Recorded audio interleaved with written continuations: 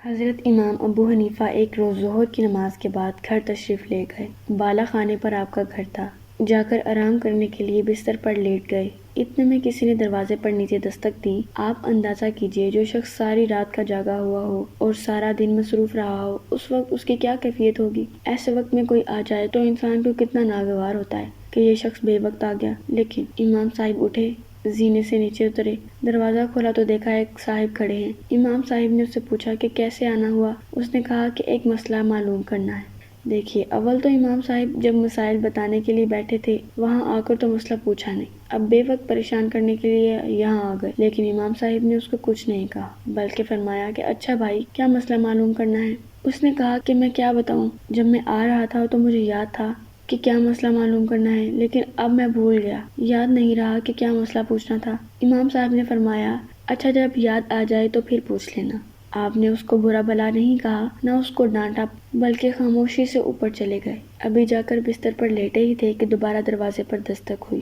آپ اٹھ کر نیچے تشریف لائے اور دروازہ کھولا تو دیکھا کہ وہی شخص کھڑا ہے۔ آپ نے پوچھا کیا بات ہے؟ اس نے کہا حضرت وہ مسئلہ مجھے یاد آ گیا ہے۔ آپ نے فرمایا کہ پوچھ لو۔ اس نے کہا کہ ابھی تک تو یاد تھا، مگر جب آپ آدھی سیڑھی تک پہنچے تو میں وہ مسئلہ بھول گیا۔ اب اگر ایک عام آدمی ہوتا تو اس وقت اس کے اشتعال کا کیا عالم ہوتا، مگر امام صاحب اپنے نفس کو مٹا چکے تھے۔ امام صاحب نے فرمایا اچھا بھائی، جب یاد آ جائے تو پوچھ لینا۔ یہ کہہ کر آپ واپس چلے گئے اور جا کر بستر پر لیٹ گئے۔ ابھی لیٹے ہی تھے کہ دوبارہ پھر دروازے پر دستک ہوئی۔ آپ پھر نیچے تشریف لائے، دروازہ کھولا تو دیکھا کہ وہی شخص کھڑا ہے۔ اس نے کہا کہ حضرت وہ مسئلہ یاد آ گیا ہے۔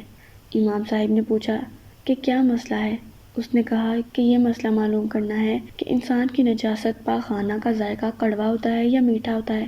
اف، یہ بھی کوئی مسئلہ ہے۔ اگر کوئی دوسرا آدمی ہوتا اور وہ اب تک ضبط بھی کر رہا ہوتا تو اب اس سوال کے بعد تو اس کے صبر کا پیمانہ لبریز ہو جاتا۔ لیکن امام صاحب نے بہت اطمینان سے جواب دیا کہ انسان کی نجاست اگر تازہ ہو تو اس میں کچھ مٹھاس ہوتی ہے، اگر سوکھ جائے تو اس میں کڑواہٹ پیدا ہو جاتی ہے۔ پھر وہ شخص کہنے لگا کہ آپ نے چکھ کر دیکھا ہے؟ حضرت امام ابو حنیفہ نے فرمایا کہ ہر چیز کا علم چکھ کر حاصل نہیں کیا جاتا، بلکہ بعض چیزوں کا علم عقل سے حاصل کیا جاتا ہے، اور عقل سے یہ معلوم ہوتا ہے کہ تازہ نجاست پر مکھی بیٹھتی ہے، خشک پر نہیں بیٹھتی۔ اس سے پتہ چلا کہ دونوں میں فرق ہے، ورنہ مکھی دونوں پر بیٹھتی۔ جب امام صاحب نے جواب دیا تو اس شخص نے کہا امام صاحب، میں آپ کے سامنے ہاتھ جوڑتا ہوں، مجھے معاف کیجیے گا، میں نے آپ کو بہت ستایا، لیکن آج آپ نے مجھے ہرا دیا۔ امام صاحب نے پوچھا کہ میں نے تمہیں کیسے ہرا دیا؟ اس شخص نے کہا کہ ایک دوست سے میری بحث ہو رہی تھی، میرا کہنا یہ تھا کہ حضرت سفیان ثوری علماء کے اندر سب سے زیادہ بردبار ہیں اور غصہ نہ کرنے والے بزرگ ہیں، اور میرے دوست کا کہنا تھا